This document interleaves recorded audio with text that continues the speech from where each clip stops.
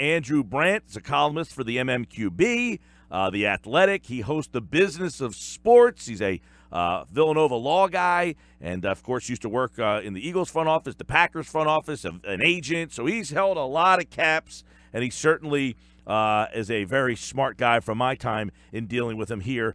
And he joins us now on the Boardwalk Honda hotline to try to help us out with a little of these, some of these questions. Andrew, welcome back. How are you? Yeah, I'm good, guys. Always good to be with you. Yes, it's a crazy. Have you ever? I mean, you've worked in the NFL a long time. You ever seen something like this? You know what, guys? I got to admit, my kids would make fun of me because up until 3 days ago, I never knew what a burner was. And here I am talking about it all day on radio past few days. I just think it's unique. I think we should get this out of the way first because I was an executive in the NFL before kind of the heavy Twitter time. It was just that kind of beginning. But listen, I hear from executives that comment on my work, that say this about another person's work, and I kind of say, well, how do you know about that? And like, well, on Twitter. So you follow. Yeah, of course they follow. They're on Twitter under assumed names. All these executives, coaches, executives, owners, front office. But the difference, of course, compared to what we're talking about now is they don't activate, right? They don't activate that Twitter in terms of comments and certainly in terms of insecurities and taking shots at people within the organization. So I think what we have to say is that I've been saying for 2 days, this is not going to be a 24-hour affair because I'm sure Colangelo's lawyered up. I'm sure the Sixers are getting all their advice about protection, about making sure they're covered. You know, there's this phrase, you can terminate for cause, and that relieves you of any financial obligation. Or if they want to terminate without cause, then they just say, okay, we'll pay off your contract. So all those kind of things are going on. What about defamation suits from his side? What about loss of earnings if he doesn't get a job? How do they deal with that? I just think all these things are swirling right now. The biggest question is, people want this quick resolution, and you just mentioned it, that once it gets to the lawyers, now they're probably talking to almost anybody who could potentially have involvement. So it's not as simple, because a lot of people would say, look, it's pretty easy to find out who was behind those accounts. Is it that simple that I know you behind these accounts and it's cut and dry? No, it's not that simple because who was using the accounts, who was involved with the accounts, who knew who told who what, that eventually got out there on a public site. Listen, Robert Mueller's taken a year. Now that's much more involved than this, but I don't think these investigations ever take a day or two or three. And listen, I hear from every fan out there, but we got free agency coming up, and LeBron. I'm like, listen, this will be resolved long before LeBron picks a team. Okay, it's June 1. His first time he can talk to a team is July 1. It's not a day, and maybe it's not a week, but I think there'll be at least 2 weeks in the rearview mirror by the time we're dealing with free agency. All right, so another scenario that has popped up that we discussed a lot, and I know others have, is if it's somebody else, his wife, his son, a relative, and he in fact had no idea legitimately, not that even if he did have it and you couldn't prove it, do the Sixers have cause for dismissal? I think if it can be determined, and this is where lawyers get involved, that the information tweeted by the wife could only have been gotten from him, and obviously it's sensitive and it's medical and it's personal and it's negative and it brings ill repute to the organization, the answer is yes. If it's hard to fathom, as I'm sure you're talking about all day, that the wife could know all these things and speak to them in such pejorative ways, independent of her husband. So that, to me, is maybe where a lot of this focus is going in this investigation, because you really got to get to the bottom of who said what when. And the other thing is the wife and Bryan, I mean, I guess if I'm their lawyer, they're not saying anything. They're not saying anything. Right? Well, I mean, you're not saying anything, but he has said he did text somebody and said, I'm being set up. Right. And now he has at least discussed the possibility of this being his wife. So it is seemingly that he has at least budged off of his original tune, right? I suppose. I mean, I thought the original was I had the one burner. That burner never tweeted. But then, the web weaves with all these other burners attached to that one. Yeah, I mean, it's complicated. And I think it will be resolved, I don't know, within the week.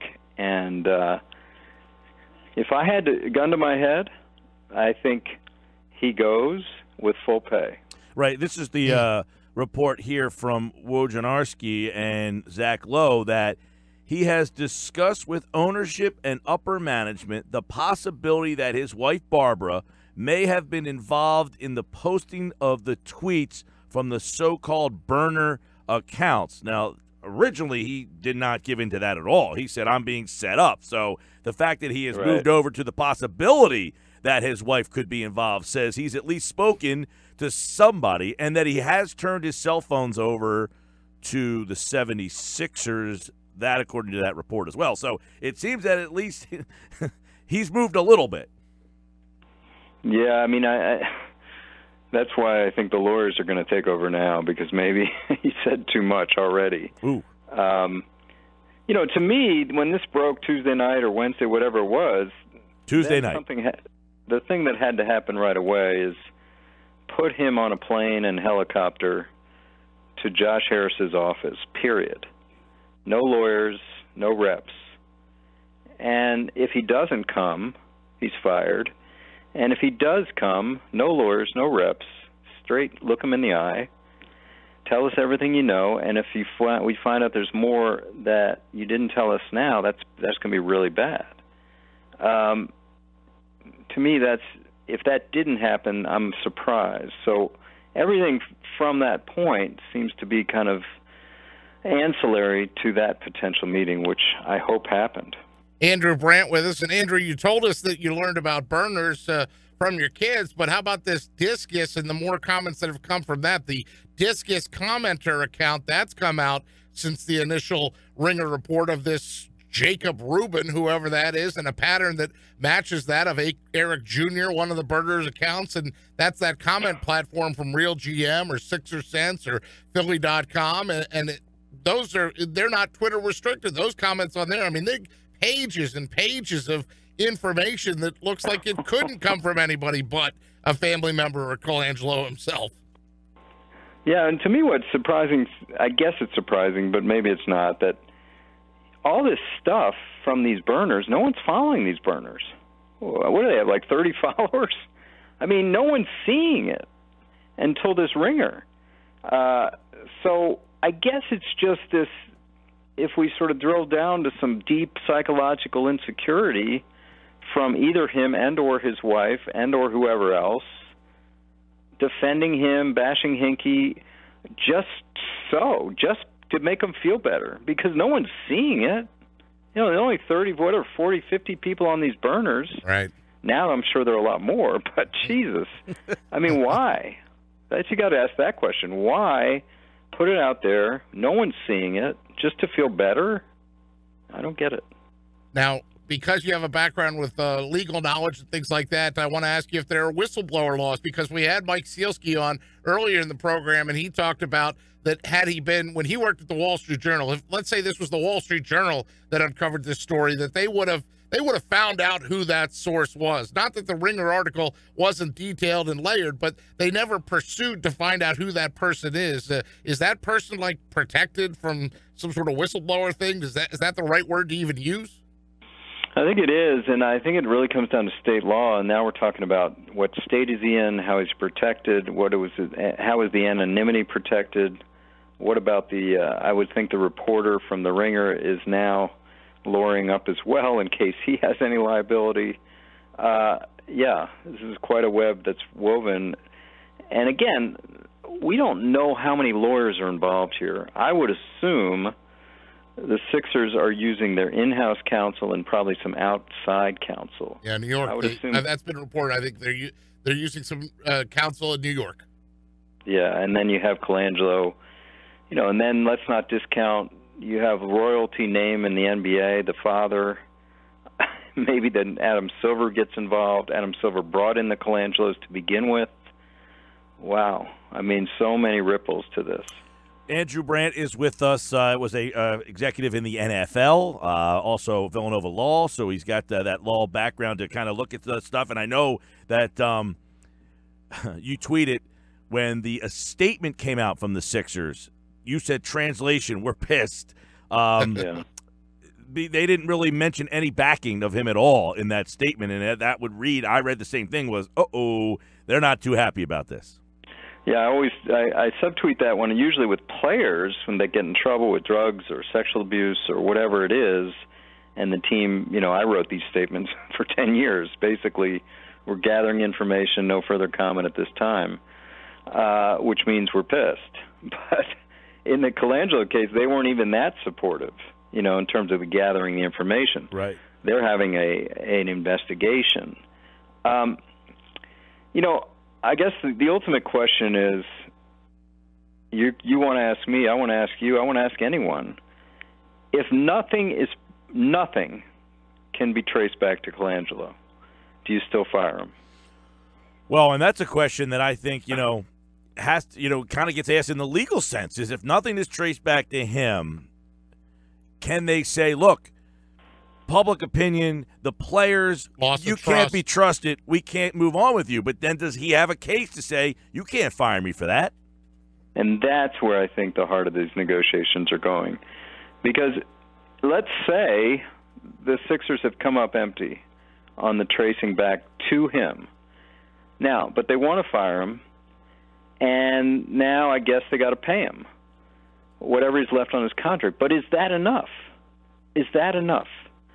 Or do they have to pay him what's left on the contract plus something? Or do they have to make a statement like he's no longer with us, but he didn't do anything wrong? All these kind of things would come up, because I think the longer it takes, maybe the better for him. And the better may not mean staying, but the better may mean payoff plus and a statement that exonerates him even in some way. So those are all the kind of things going on. Right. Now, I know Sarah Todd from the Inquirer was on with us yesterday, and she said that she asked a handful of players, current players, if they could play for Colangelo. Unanimously, no, they could not trust him. Yeah. Does that factor into the Sixers' decision? Like, if they ask their players, like, guys, we can't find anything on him. Yeah. But we're going to keep him. Do the players revolt?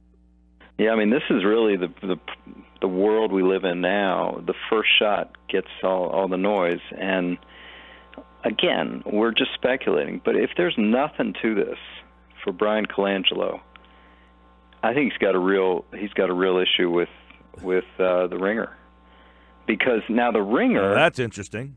The Ringer just connected the dots, though. As I say that, the Ringer didn't say Bryan Colangelo did this, did it? I mean, they just connected the dots and say, you decide for yourself. I did see somewhere that Bryan Colangelo had said to someone or indicated to someone that he was going to hire an investigator to find who this source was that contacted the Ringer, and that wouldn't surprise me. This whole thing is like, we're talking ourselves into potential sympathy here if he didn't do anything. Because you talked about players not trusting him, not knowing anything besides what they've seen. You talked about a sullied reputation in the NBA, not knowing if this is true or not. Listen to what we're saying. Yeah. Well, let me ask you this then. What if he's innocent? How about the fact that, do you think, like, Silver has to speak on this last night? Now, there's a lot of speculation that they stepped in and essentially placed Bryan Colangelo into the 76ers. I mean, does the NBA have something invested in this that they are telling the Sixers, hey, make sure you're doing your due diligence, don't make any knee-jerk reaction, or is that something they would say anyway? Yeah, definitely. And I mentioned it, that Colangelo's name is royalty. He's very close to Silver. I'm talking about the father. And, you know, I think he was stopped somewhere, would put a microphone in his face. He kind of just said, I don't know anything, can't talk about it. But, yeah, this has a lot of webs and weave. And Bryan Colangelo has a lot of maybe friends, maybe enemies, maybe, you know, he is in the circle. All these NBA people know him, long time, probably known him since he was a kid. So, yeah, I mean, listen, I also hear about the pattern in Toronto. He was insecure there. That doesn't look good. But, again, that's circumstantial evidence. That's just out there. Phoenix as well. There was a lot of people saying that he used to call into sports radio shows when he would hear things and kind of, stand up for. But I guess one question is, as a guy like you who has worked in multiple front office, now I guess maybe pre-Twitter, but do NFL GMs? I saw you tweet that the fact that they have to probably at least have an account and at least look up and down these things, just scour and stuff for maybe their own players or stuff like that. Like, is it normal for NFL executives or high-level executives, any sport, to have social media accounts? Yes, and I don't mean this word pejoratively. It's just as voyeurs. Yeah. I mean, they watch, they don't tweet. I think that's true for most sports executives, not only on teams, but with, you name it, with Anheuser-Busch, with NBC, with CBS, with radio, with internet. I mean, executives. I'm not talking about on-air people. Just they don't feel like they need to tweet anything, but they follow, sure. And think about it on the college ranks. All these college administrators and coaches are following these guys for recruiting, see if they're doing anything wrong, right. All that stuff.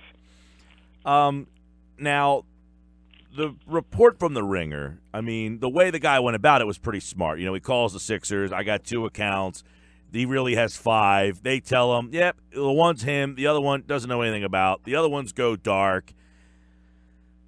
Is that enough right there to make you feel like something's up? And the thought that if he says, look, I don't know anything about this one, and then he says, I don't know anybody else who could be doing this either.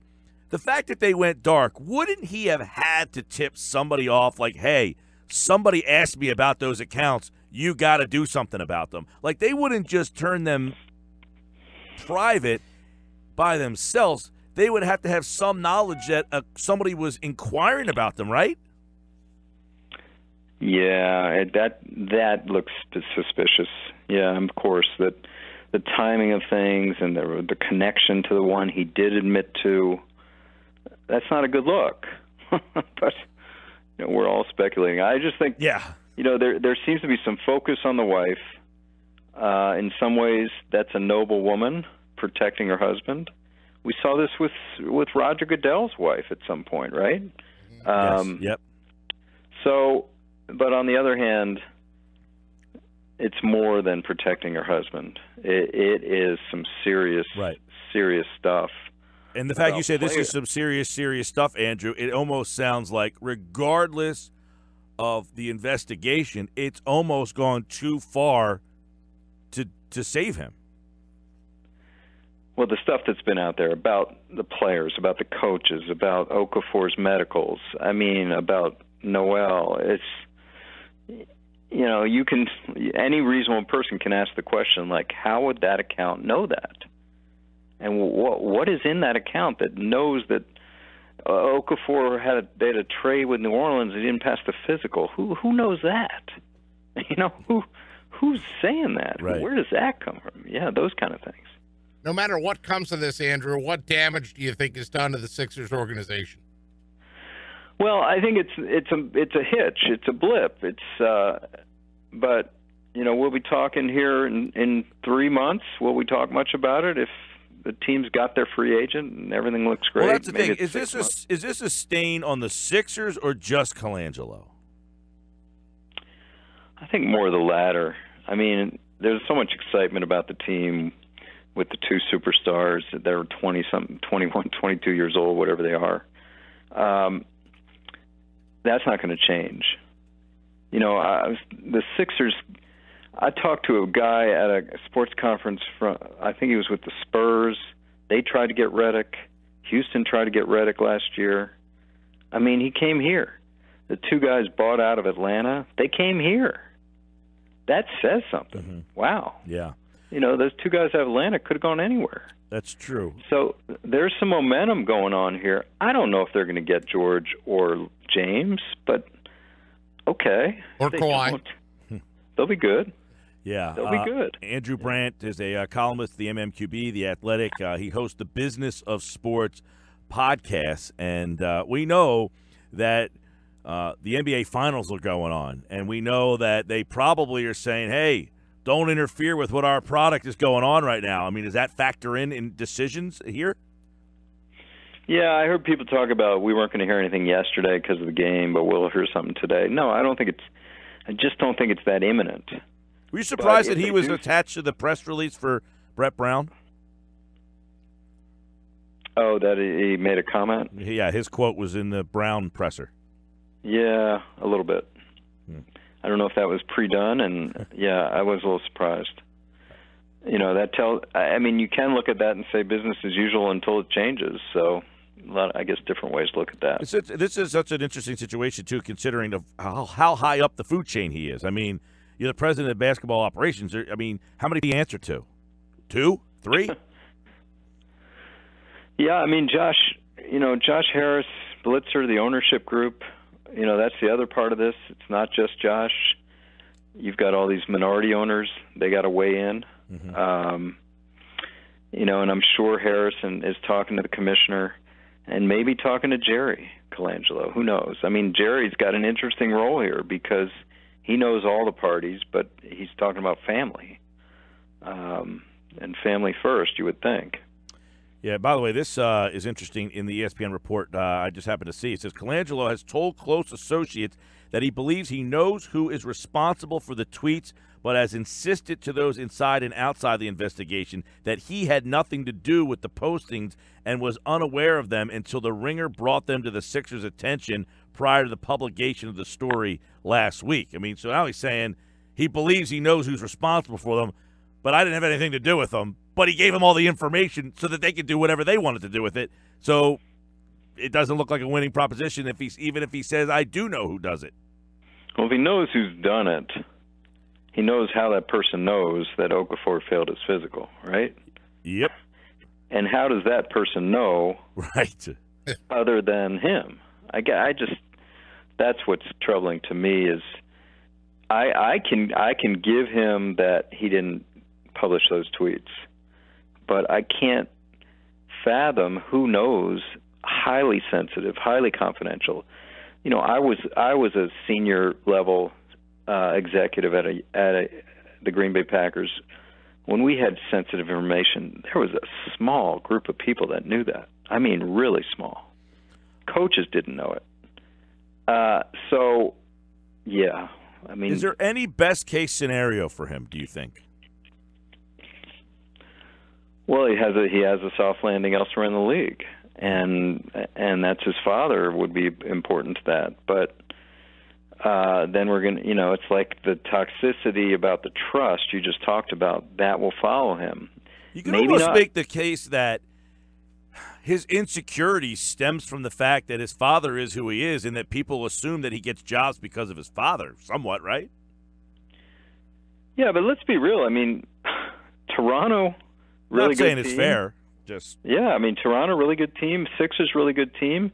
How much you want to give credit or not is up to you, but no one can call him a failure. But we can call him, if these things sort of trace back indirectly, even indirectly, is, wow, how highly insecure. How this sort of hinky jealousy is crazy.